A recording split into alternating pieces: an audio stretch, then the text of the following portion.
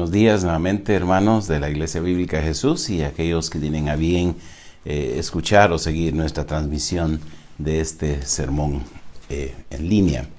Bienvenidos nuevamente, gracias a Dios. Hoy tenemos otro domingo, el tercer domingo de mayo, estamos a mitad del mes y si hago bien las cuentas sería ya nuestro 10º domingo en el exilio, por decirlo así, sin poder unirnos y juntarnos en nuestra iglesia, todos juntos tener comunión.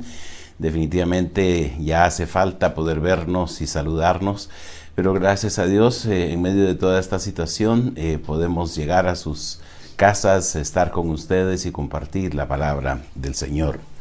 Nos toca hoy reflexionar en el capítulo 18 de Lucas, versículos 31 al 43, la última parte de este capítulo. Y la sección final de una de las divisiones del Evangelio de Lucas, en la cual tenemos al Señor Jesucristo viajando desde Galilea hasta Jerusalén para realizar su semana de pasión, como nosotros le conocemos, al entregar su vida por nosotros. Desde el capítulo 9 del Evangelio de Lucas, el Señor Jesucristo se prepara para dirigirse hacia Jerusalén y a lo largo del camino que junto con sus discípulos va transitando, va dejando algunas enseñanzas importantes.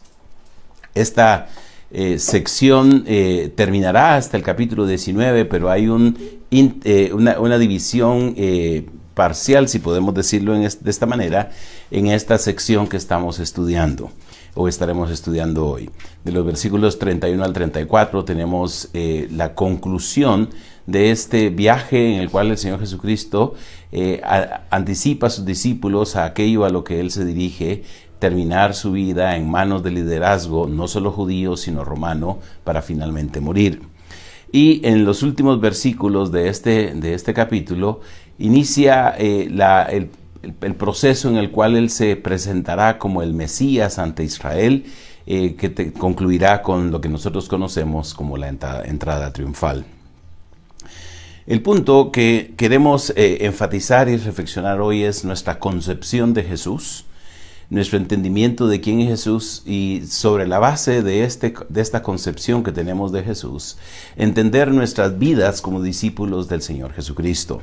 Qué es lo que se espera de nosotros y qué es lo que nosotros debemos hacer mientras estamos sobre esta tierra. La vida de Jesucristo es para nosotros el modelo, la guía, la enseñanza por medio de lo cual tenemos que basar nuestra vida. Y como cristianos nosotros sabemos que no estamos en este mundo para alcanzar nuestras metas, para lograr nuestros objetivos, para satisfacer nuestros deseos y nuestras propias necesidades, sino que como hijos de Dios, como discípulos de Jesucristo, estamos en este mundo para cumplir una tarea, una misión que Él nos ha encomendado a nosotros. Con gran frecuencia nos confundimos, nos vemos envueltos en el ir y venir, en el devenir de la vida cotidiana y los intereses que como humanos en general tenemos en el mundo, de simplemente ver nuestra vida aquí con el propósito de alcanzar objetivos meramente terrenales, satisfacer nuestras necesidades, lograr establecernos en el mundo, tener cierta estabilidad, alcanzar cierta posición o estatus social, económico, educativo, y vemos la vida simplemente como un proceso de lograr alcanzar cada vez más, lograr alcanzar cada vez más metas y poder tener para con nosotros todo lo mejor que esté a nuestro alcance. El mundo en general, la mentalidad terrenal, materialista del mundo en que vivimos, con gran frecuencia nos influye como cristianos y pensamos que la vida simplemente debe ser alcanzar aquello que nos tiene bien. Y se ha confundido esto al punto de llegar a pensar que eso es lo que Dios quiere para nosotros, que lo que Dios quiere para nosotros es que tengamos bienes en abundancia, que tengamos riqueza, que no haya en nosotros ninguna limitación, que no pasemos ninguna estrechez y ningún sufrimiento, que simplemente por ser hijos de Dios, hijos del gran Rey, nosotros debemos vivir precisamente como eso, como hijos del Rey. Esa es una confusión inadecuada de ver qué es lo que realmente Dios quiere para su iglesia. Normalmente digo yo que si vamos a vivir como hijos del Rey, el Hijo del Rey o el Hijo de Dios por excelencia, el Señor Jesucristo, mientras estuvo en esta tierra, en algún momento dijo que ni siquiera tenía una almohada donde recostar su cabeza, que las zorras tenían guaridas y dónde esconderse, dónde refugiarse, pero él mismo ni siquiera tenía dónde recostar la cabeza. De esa suerte entonces que si vemos en Jesucristo el modelo de nuestra vida y lo que aprendemos en este pasaje nos va a ayudar a entender, veremos que nuestra vida como cristianos debe enfocarse en buscar alcanzar la meta y el propósito de lo que Dios tiene para nuestras vidas. En los primeros versículos, los versículos 39 al 34 del capítulo 18 de Lucas, leemos de esta manera. Tomando Jesús a los 12 les dijo, he aquí subimos a Jerusalén, y se cumplirán todas las cosas escritas por los profetas acerca del Hijo del Hombre, pues será entregado a los gentiles, y será escarnecido, y afrentado, y escupido. Y después que le hayan azotado, le matarán, mas al tercer día resucitará. Pero ellos nada comprendieron de estas cosas, y esta palabra les era encubierta, y no entendían lo que se les decía. Esta es ya la tercera ocasión en la que el Señor Jesucristo, en el Evangelio de Lucas, predice su muerte. Anticipa a sus discípulos. El Señor los ha estado preparando desde el inicio de la sección del viaje hacia Jerusalén en el capítulo 9. El Señor Jesucristo en ese capítulo en 2 ocasiones anuncia y anticipa lo que va a suceder en su vida, precisamente mencionando que Él ha de morir. Lo dice en el capítulo 9, en el versículo 22, y lo dice también en el mismo capítulo 9, versículo 44. En el 9:22 dice, y diciendo, es necesario que el Hijo del Hombre padezca muchas cosas, y sea desechado por los ancianos, por los principales sacerdotes y por los escribas, y que sea muerto y resucite al tercer día. Y en 9:44 el Señor Jesucristo les dice, haced que os penetren bien en los oídos estas palabras, porque acontecerá que el Hijo del Hombre será entregado en manos de hombres. El punto del Señor Jesucristo que quiere dejar claro a sus discípulos es que entiendan que el propósito de la vida y de la venida del Señor Jesucristo no es para llenar las expectativas que la nación tenía, que la gente tenía, sino para cumplir una meta y un propósito, aquello que los profetas habían dejado escrito desde la antigüedad. En relación con esto, muchos ven la referencia al conocido pasaje del siervo sufriente en el último versículo del capítulo 52 de Isaías y la totalidad del capítulo 53. Aquel siervo sufriente que ofrece su vida por los pecados de su pueblo. Y aunque los judíos al tiempo de Jesús no veían o no tenían una conceptualización del Mesías como alguien quien habría de sufrir, sino que básicamente lo que ellos anticipaban era que el Mesías que vendría sería un Mesías conquistador, un Mesías victorioso, como un rey que vendría a recuperar para la nación todo aquello que ellos habían perdido desde el cautiverio, tanto el cautiverio que tuvo la nación de Israel al ser dispersados por los asirios, como el cautiverio de la nación de Judá al ser llevados en cautiverio por los babilonios. Ellos desde entonces, desde varios siglos atrás, habían estado anhelando la reinstauración del reino en manos de la nación de Israel. Y eso es lo que ellos veían y anticipaban en cuanto al Mesías que había de venir. Pero el Señor Jesucristo le deja claro a sus discípulos que realmente ese no era el propósito principal de Él, no era ajustarse o alinearse a las expectativas que los hombres tienen en cuanto a los poderes y las circunstancias de este mundo, sino que cumplir el propósito de Dios para su vida. Y ese propósito de Dios para su vida era sufrir, entregar su vida por nosotros en la cruz.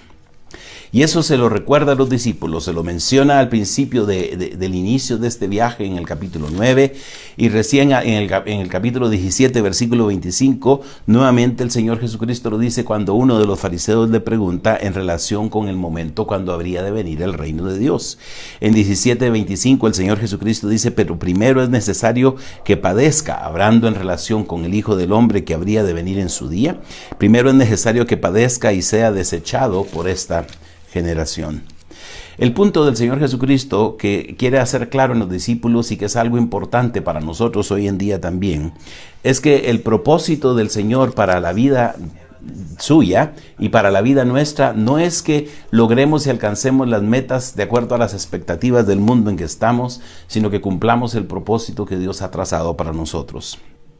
Es interesante que el Señor Jesucristo le dice estas palabras no a la totalidad o a la generalidad de las personas que lo había estado siguiendo, sino se lo dice a los 12 en particular. Sabido es que de los 12 discípulos del Señor, salvo Judas, quien terminó con su propia vida tras haber traicionado al Señor Jesucristo y haberlo entregado al liderazgo judío, el resto de discípulos del Señor, si no todos, la mayoría de ellos sufrieron persecución y sufrieron el martirio.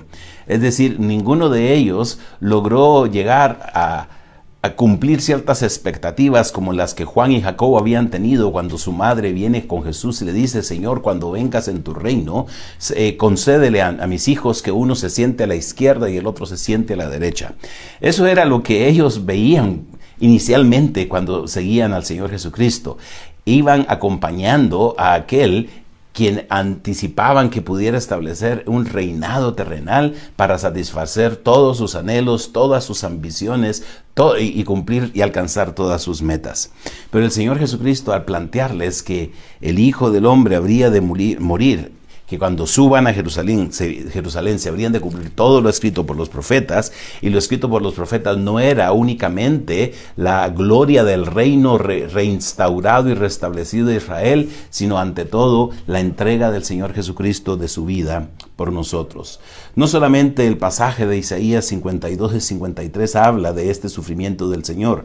Hay otros pasajes, como varios salmos, como el Salmo 16, el Salmo 2, el Salmo 118, e incluso en Isaías capítulo 50 hay algunos versículos que podríamos referir en relación con esto, de toda la sección de las profecías del siervo sufriente en relación con el Señor Jesucristo, porque en esos pasajes se dice precisamente que habría de sufrir. En Isaías 56 dice: di mi cuerpo a los heridores y mis mejillas a los que me mesaban la barba, no escondí mi rostro de injurias y de esputos. Y en el conocido pasaje de Isaías 53:5 dice: mas el herido fue por nuestras rebeliones, molido por nuestros pecados, el castigo de nuestra paz fue sobre él, y por su llaga fuimos nosotros curados. Lo que el Señor Jesucristo entonces deja claro es que su vida, ante todo, se va dirigida y encaminada a entregarla para salvarnos y para poder lograr para nosotros la redención. Sin embargo, el Señor anticipa la gloria en el versículo 33 cuando dice: y después de que le hayan azotado le matarán, mas al tercer día resucitará. Ese sufrimiento no es un sufrimiento que se queda únicamente en el sufrimiento, sino que el Señor Jesucristo habría de resucitar y volver a la vida, porque sin la resurrección su muerte no tiene significado y no tiene sentido. Aquellos discípulos, cuando escuchan estas palabras del Señor Jesucristo, se dice que no comprendieron nada, y esta palabra les era encubierta y no entendían lo que se les decía. Ellos tenían un velo porque estaban con estas tendencias de pensar que el Mesías tenía únicamente que ser un Mesías victorioso que traería únicamente el restablecimiento del reino. Había un prejuicio con ellos, y con gran frecuencia las circunstancias, nuestras ideas, nuestros conceptos, nuestras preconcepciones religiosas y teológicas se convierten en ese velo para que nosotros no entendamos qué es lo que el Señor quiere que nosotros hagamos. Claramente el Señor Jesucristo le dijo a sus discípulos, como nos lo dice el Evangelio de Juan, que si a Él lo habían aborrecido, a sus discípulos también habrían de aborrecerlos. Que si el mundo lo había perseguido a Él, a ellos también habrían de perseguirlos. Y esto es algo que queda todavía vigente para nosotros como iglesia y como discípulos del Señor. No debemos anticipar o esperar que el mundo nos reciba con los brazos abiertos y que las estructuras que hacen que este mundo camine, que por el momento, mientras el Señor Jesucristo vuelve a establecer su reino, están en control de las naciones, pues estamos viviendo lo que Él dice en el capítulo 21, versículo 24, aún estamos viviendo el período del tiempo de los gentiles, cuando este mundo está bajo el control de las naciones, aquellos a quienes Dios en su gracia y voluntad ha decidido dejar el control de lo que ocurre en este mundo, mientras el reino de Dios se establece. Así que mientras el reino de Dios Dios viene a establecerse acá. No debemos esperar que este mundo nos acoja con la bienvenida para realmente satisfacer y creer y aceptar todo lo que nosotros decimos y hacemos. Porque el Señor Jesucristo mismo fue entregado, escarnecido, afrentado y escupido.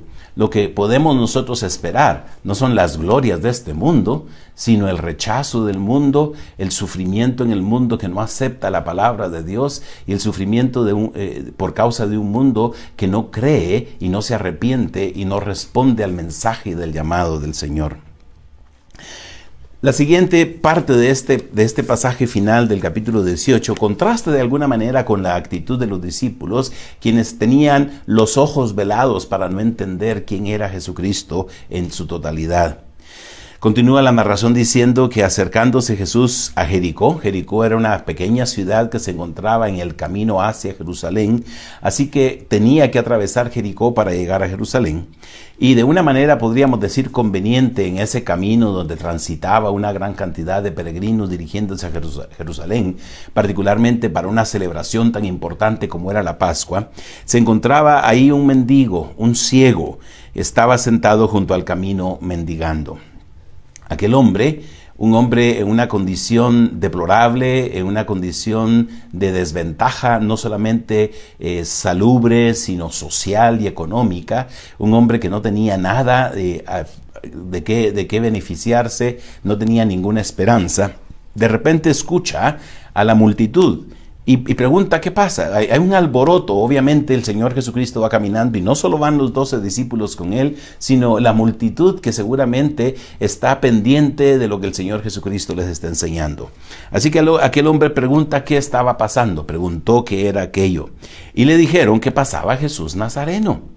Jesús Nazareno, probablemente con una referencia a Jesús originario de Nazaret, porque a Jesucristo se lo conceptuaba de esa manera, a veces con un sentido de denigrarlo por no ser de Judea, del área donde estaban principalmente el liderazgo judío. Se despreciaba a aquellos que venían de Galilea. Podría ser de esa forma denigrante que se hacen referencia a él, o simplemente para dar el sentido de que se le conocía de esa forma en el contexto. Pero aquel hombre inmediatamente se da cuenta de quién es este Jesús Nazareno y comienza a gritar y a expresar una petición de auxilio, de socorro, de misericordia, y comienza a decir: Hijo de David, ten misericordia de mí. Hay algo interesante en la reacción de este hombre ante el paso del Señor Jesucristo. Un hombre que es ciego de los ojos naturales, un hombre que no puede ver, un hombre que se encuentra en desventaja social, un hombre que se encuentra en pobreza, puesto que está mendigando, dependiendo de las misericordias, de las limosnas de aquellos que quisieran ayudarlo. Pero tiene una percepción profunda de quién es Jesucristo y le permite clamar a Él desde esta perspectiva. La forma como llama a Jesucristo, Hijo de David, es bastante importante e impactante en el contexto. Desde el capítulo 1 del Evangelio de Lucas, cuando el ángel Gabriel visita a María para decirle que ella va a concebir al Señor Jesucristo, se le dice que el niño que ella iba a concebir sería aquel que se iba a sentar en el trono de su padre David. Desde que la nación de Judá cayó presa de Babilonia a partir del año 605 y tras la destrucción de la ciudad en el año 586 a.C. y la destrucción del templo, no hubo ningún otro rey de la línea davídica que se sentara en el trono de David. El último rey Sedequías, tratando de huir, fue capturado por los babilonios, le sacaron los ojos y finalmente fue llevado en cautiverio y sus hijos fueron muertos. No volvió a haber un rey davídico que se sentara en el trono de David. Han transcurrido unos 600 años, más de 600 años, con ese anhelo, con esa expectativa de que haya un rey. Y cuando viene el ángel y le anuncia a María que el Señor Jesucristo habría de ser aquel que se sentara en el trono de su padre David, es la razón por la cual María responde de una forma grande en lo que nosotros conocemos como el Magnificat, Magnificat, en el cual, según nos narra el Evangelio de Lucas, ella exalta al Señor por su misericordia, porque el Señor ha venido a rescatar y favorecer a su pueblo, para humillar a los grandes y para levantar a aquellos que se encuentran en humillación. Aquel hombre, un hombre despreciado, un hombre aparentemente sin importancia, con una gran desventaja, tiene la percepción y entiende quién es Jesucristo. Es el Hijo de David.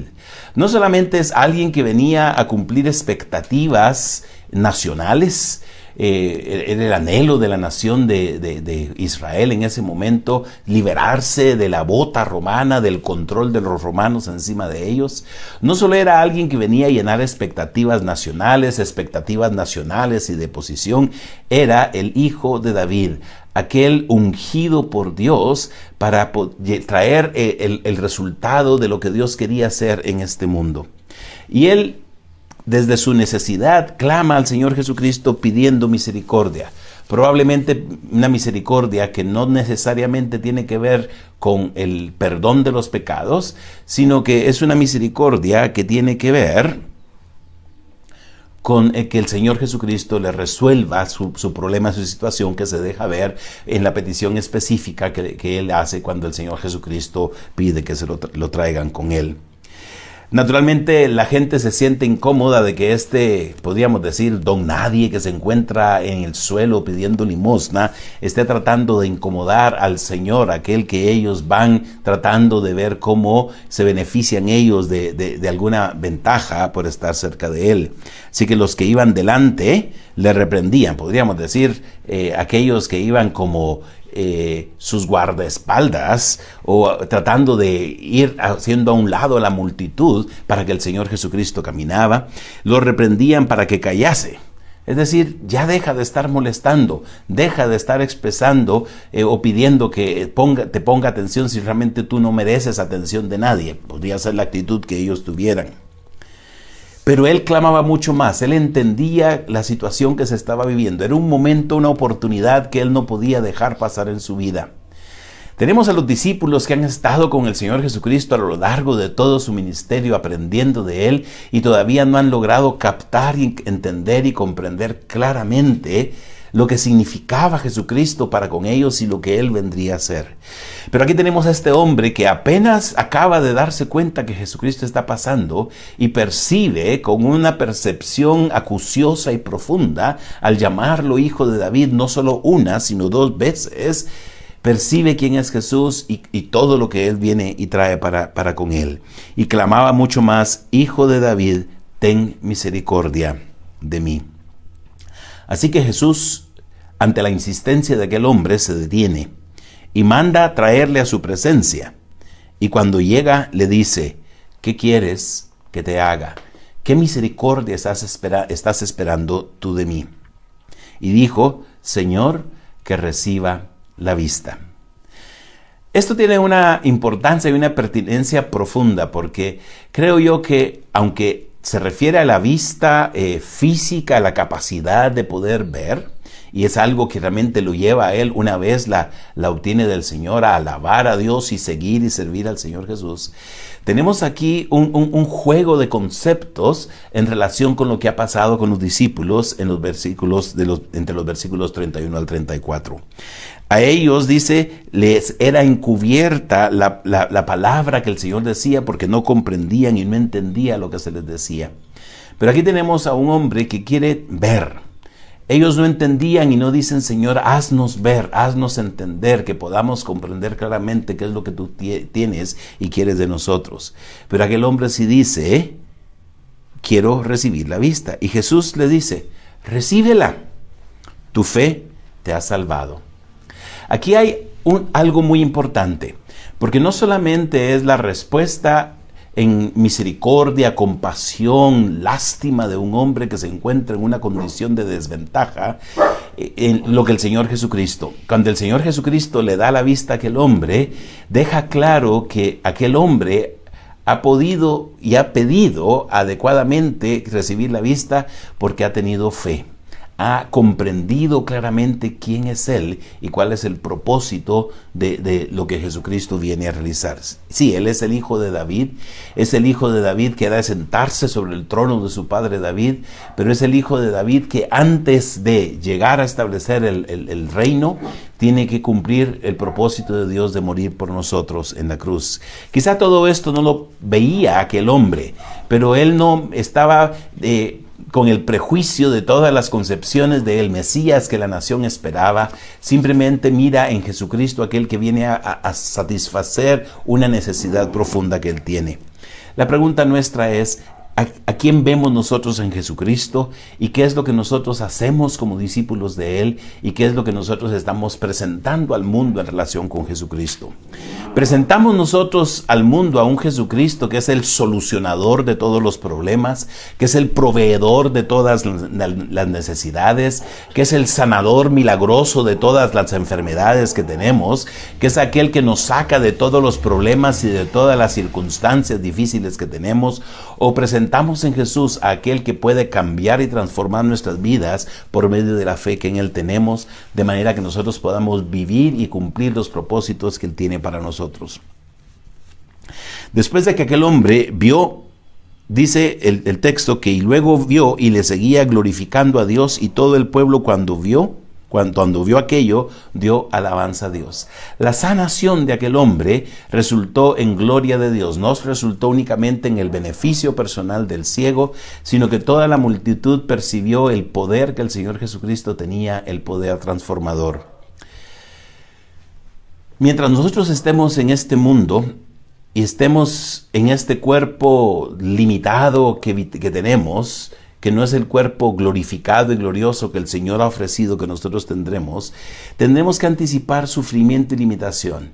Pero así como Jesucristo sanó a aquel hombre de la ceguera, le devolvió la vista, algún día el Señor Jesucristo podrá cambiar y transformar todo lo que nosotros somos. Y como dice el apóstol Pablo en un pasaje de gran esperanza en Filipenses, que dice que nuestra ciudadanía está en los cielos, de donde también esperamos al Señor Jesucristo, el cual transformará el cuerpo de la humillación nuestra para hacerlo semejante al cuerpo de la gloria suya.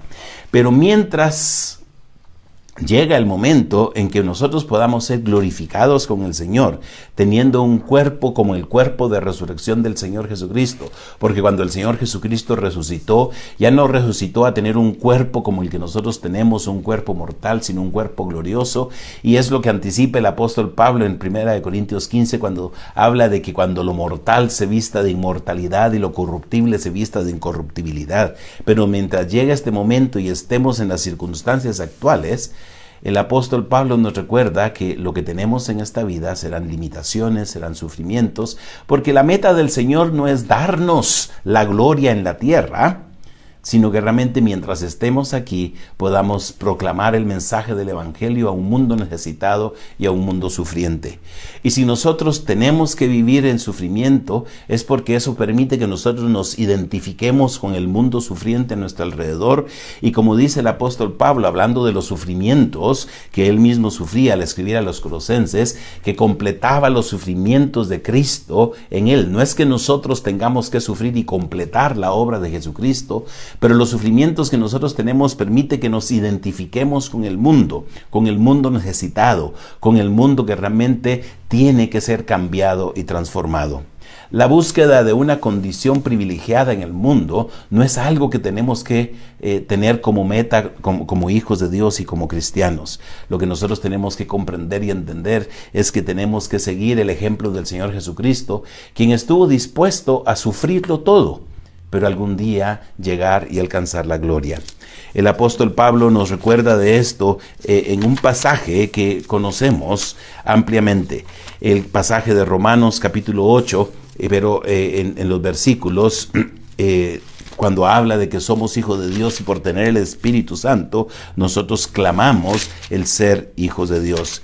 Y en ese pasaje nos dice de esta manera el apóstol Pablo: el Espíritu mismo da testimonio a nuestro espíritu de que somos hijos de Dios. Y dice, y si hijos, también herederos, herederos de Dios y coherederos con Cristo. Y con frecuencia nos quedamos únicamente en esas palabras. que somos coherederos con Cristo. Pero Pablo continúa diciendo, si es que padecemos juntamente con Él, para que juntamente con Él seamos glorificados. La vida del Señor Jesucristo, que se enfocó principalmente en venir a sufrir por nosotros, nos sirve a nosotros de modelo en cuanto a lo que debemos hacer y ser como cristianos. No estamos en este mundo para establecernos en una condición de ventaja y beneficio. Estamos en este mundo para proclamar el mensaje del Evangelio del Señor Jesús, y tenemos que estar dispuestos a sufrir y padecer de la forma como el Señor padeció. Y ese sufrimiento puede implicar muchas cosas, como las que el apóstol Pablo mismo narra en sus cartas de lo que él tenía que sufrir. El apóstol Pablo dice que él pasó hambres, pasó desnudez, fue perseguido, fue azotado, fue rechazado, fue injuriado. Son las cosas que como cristianos nosotros debemos esperar y anhelar. No las ventajas y los beneficios y las comodidades del mundo en que estamos, porque eso no permite que nosotros nos identifiquemos con el que más sufre en el mundo, sino que nos identifiquemos con el que hace sufrir en el mundo. Cuando nosotros vemos estas circunstancias y captamos y percibimos que hay un velo frente a nuestros ojos, muy similar al velo que aquellos discípulos tuvieron y no pudieron percibir al principio lo que el Señor Jesucristo les estaba diciendo, tenemos que volvernos a Él y decirle como aquel ciego, Hijo de David, ten misericordia de mí. Y decirle, permíteme recibir la vista, pero no necesariamente una vista física, sino una vista espiritual por medio de la cual nosotros podamos percibir, podamos captar y podamos interpretar las circunstancias del mundo en que estamos para poder vivir de acuerdo a la voluntad de Dios en el mundo que tanto necesita escuchar el mensaje del Evangelio. La pregunta nuestra es, ¿hemos nosotros percibido que Jesús es el Mesías sufriente? ¿Entendemos que Jesucristo no vino como inicialmente pensaban aquellos en el primer siglo, como el Mesías triunfante, victorioso y conquistador? Sino que hemos captado que la misión del Señor Jesús fue entregarse y sufrir por el mundo, y que de esa misma forma nosotros debemos entregarnos al mundo, proclamar el mensaje del Evangelio y estar dispuestos a sufrir y padecer, de manera que el mundo pueda ver en nosotros a Jesucristo, al Jesucristo que murió por ellos, que los amó y entregó su vida en la cruz del Calvario, y no vea en nosotros a alguien que quiere imponerse, que quiere sobresalir y que quiere dominar y controlar al mundo alrededor, sino alguien que está dispuesto a entregar la vida en sufrimiento por los demás. Eso es lo que nosotros como cristianos debemos establecer como la meta de nuestras vidas, estar dispuestos a sufrir. Y si es cierto, al final tendremos gloria, como nos dice el apóstol Pablo en ese pasaje. Tengo por cierto, en Romanos capítulo 8, versículo 18, pues tengo por cierto que las aflicciones del tiempo presente no son comparables con la gloria venidera que en nosotros ha de manifestarse. Y sí, anticipamos gloria, la gloria cuando el Señor Jesucristo venga a establecer su reino sobre este mundo.